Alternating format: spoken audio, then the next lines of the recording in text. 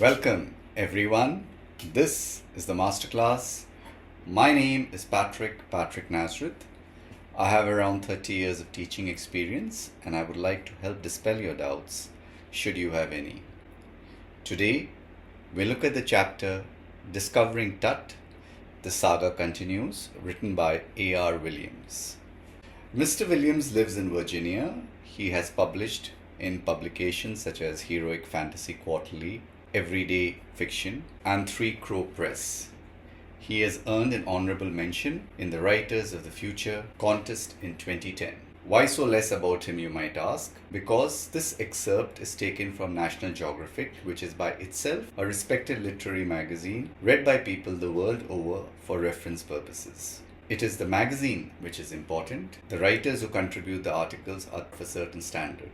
The resting place of King Tut was at a place in Egypt called the Valley of the Kings, a place where most of the kings of Egypt are buried. It was a gloomy day. It had turned to night. This, the world's most famous mummy, King Tut, who had been discovered with his royal treasures intact, was going to be scanned with a CT machine in order that we might understand more about his life and his death. Why so late in the evening? Because throughout the day, tourists come and go, descending into the tomb. They come there to pay their respects, they come there to look at the beautiful murals, they look at the beauty of the coffin. Most of them have guidebooks which tell them about his circumstances, the amount he ruled, the time he died, and everything about him. There is an old superstition about the pharaoh's curse, that anybody who goes into Tutankhamun's tomb will die. Some of them probably wonder about that as well. Let's get back to the mummy then. The mummy is in a bad condition. Why is that? It is explained by the Secretary General of Egypt's Council of Antiquities, called Zahi Hawass. The person who discovered him was a renowned archaeologist called Howard Carter. Funnily enough, even though some contents have been ransacked, there were a lot left and they became the richest royal collection ever found. Gold artifacts, the sheer amount of wealth, became a worldwide sensation at that time. Tut was also buried with everyday things. For example, board games which he could play, a razor to shave himself with, linen undergarments, things to eat and drink. So after examining everything that was buried along with King Tut, finally the three coffins that were there, Carter turned his attention to them. What did he discover when he opened the first one? The funeral shroud, of course. And just like when people die, you're covered with flowers. There were traces of willow and olive leaves, celery, lotus petals, cornflowers. When he finally did reach the mummy, he ran into a problem.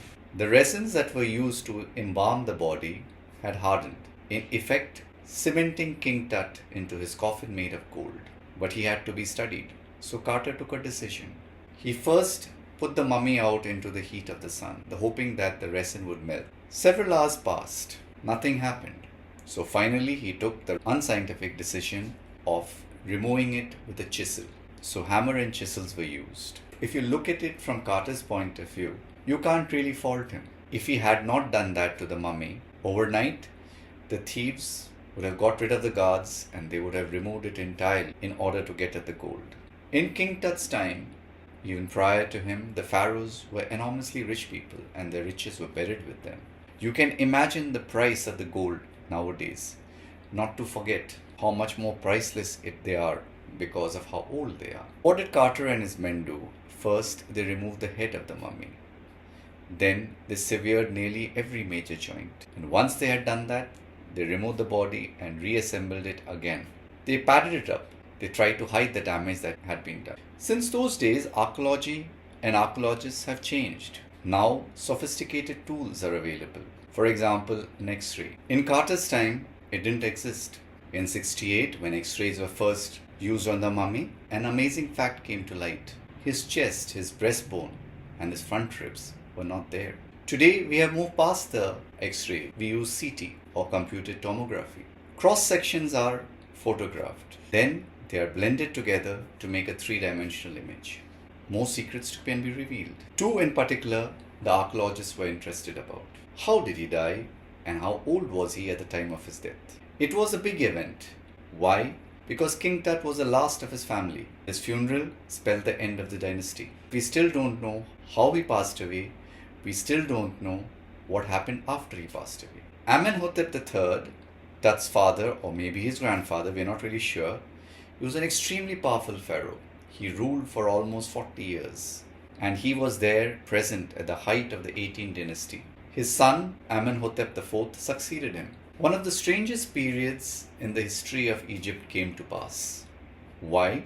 This new pharaoh promoted the worship of Aten, the sun god, and changed his own name to Akhenaten, or servant of the Aten. The religious capital was moved from the old city of Thebes to the new city of Akhetaten, called now Amarna. He even alienated his own people because he attacked the statues of Amun, who was a major god.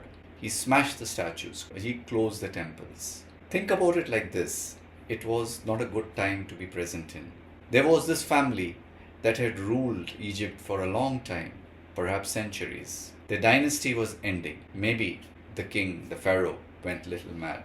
After his death, another ruler called Menkaure, we just know his name, he appeared and disappeared without hardly a trace. And that was the time Tutankhamun came to the throne and changed his name to Tutankhamun, which means living image of Amun. A clear decision taken by him in order to restore Egypt to her old god and her old ways. He was pharaoh for 9 years and then suddenly died. But keeping all that aside for a minute, Tut is just one among lots of mummies which have been found in Egypt. The Egyptian Mummy Project was started in 2003 and started recording mummies, started verifying them. Till date, 600 and still counting. Now, we are going to scan those mummies with the CT machine. Donated by whom? National Geographic and of course Siemens, the manufacturer of these machines. King Tut is going to be one of the first mummies to be so examined. Just like he was the first among his countrymen as pharaoh at that time, so he is going to be one of the first among mummies even after he is dead. His royalty continues. The CT machine began to record 1700 images, and the entire image was spliced together, and now you have it, a complete three-dimensional view of King Tut's body. Specialists in radiology, forensics and anatomy began to look into the secrets, tried to look behind the curtain that hid a lot from them. That night, workmen picked up Tut from the tomb and brought him out. Just like you carry the dead on your shoulders, he was carried by them as if they were his pallbearers, and then put him into the CT scan. What happened? The scanner did not work. One guard said half jokingly, half nervously, "The curse of the pharaoh has maybe struck again." Eventually, the substitute fans, the fans that were bought in the place or the ones that had not worked, did their jobs. The procedure was finished. Having done so, the technicians gave back the body, the mummy of Tut, to the workmen, who promptly took him back to his tomb. 3 hours was the time that was required, and the pharaoh was back again, resting in peace. Where so many years ago, 3,000 odd years ago, he had been laid to rest by the funerary priests. In the trailer, analysis was going on. Every part of King Tut's anatomy was revealed. And of course, now there was no pressure. The operation had been finished.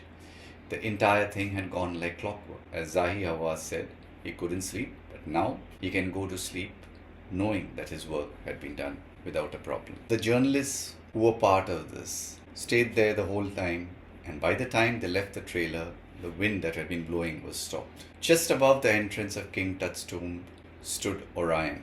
Orion is a constellation, and the ancient Egyptians called him Osiris. Osiris was the god of the afterlife, and the author tries to tell us that maybe even in death, Osiris was watching over the boy king. Who are the characters in this?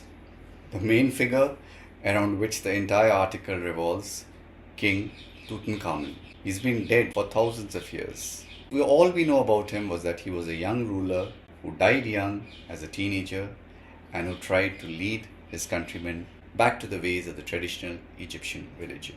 A lot of treasure was recovered from his tomb. We have Zahi Hawass. He is the Secretary General of Egypt's Supreme Council of Antiquities. He is an archaeologist whose presence there shows his dedication, his passion towards not just looking into the secrets of Egypt's past, but in also ensuring that they are not destroyed. Howard Carter, the British archaeologist, he is long dead and gone also, who discovered the tomb in 1922. The damage he did, the reasons he did it. he had a choice to make. What are the settings of this article? There is just one, the Valley of the Kings. It's an ancient royal cemetery where most of the pharaohs were buried. It's located in a desert near ancient Thebes, which has now become modern Luxor. Specifically, King Tut's tomb, which is 26 feet underground. The desert landscape, described as harsh, a sandy environment with extreme temperatures. What literary devices are used in this article? Atmospheric description. There is imagery, angry wind, ghostly dust devils, dark-bellied crowds. Why? The writer wants to create a sense of the supernatural, a menacing mood, just because he wants us to feel the weight of the pharaoh's curse. Irony, ancient burial practices, and a modern CT machine which doesn't work due to the sand, the very sand which has been responsible for preserving King Tut for so many thousands of years. Historical juxtaposition. The narrative shifts between the past and the present, talking about ancient Egyptian beliefs about the afterlife and the scientific investigation of today. Metaphor and simile. The sun can beat down like a hammer, or describing the CT machine like slices of bread, or describing the air like death itself. There's personification. The mummy glided into the scanner. Using such a word, the mummy is personified. Symbolism is there. The Orion constellation, which is written about at the end, it symbolizes the eternal connection that exists between the ancient Egyptian beliefs and the universe. There is dramatic tension. The scanner malfunctions. It creates suspense. The guards themselves are nervous, talking about the pharaoh's curse. What are the themes at play here? Science versus superstition. The tension that exists between a scientific rational inquiry, which is based on logic, and ancient beliefs, which is based on emotions, that includes stuff like the pharaoh's curse. Preservation versus destruction. The dilemma that every archaeologist has to face, that every archaeological investigation has to face. When you disturb something, you can damage it. Do you do so or not? And how much can you risk damage in order to learn the most? Time and continuity. There is a connection between ancient Egyptian civilization, modern attempts to understand it, telling us how history, the past, continues to cast a shadow into the present. Death and immortality. We are told about the ancient Egyptian beliefs about afterlife, and look at the irony here. King Tut has achieved immortality through fame rather than the golden treasures that were meant to ensure it. King Tut has become immortal. In a way, the golden treasures that were meant to ensure it less important than his actual mummy. Progress in archaeology. The article seeks to explain to us how archaeology itself has evolved from simply treasure hunting to scientific investigation, where we have become more sophisticated and respectful of the past while attempting to understand it. That's the lesson there for you then. I do hope I have been of help. If I have, please remember to like, subscribe and share. Remember, there might be others who would be requiring our help. Thank you so much for watching.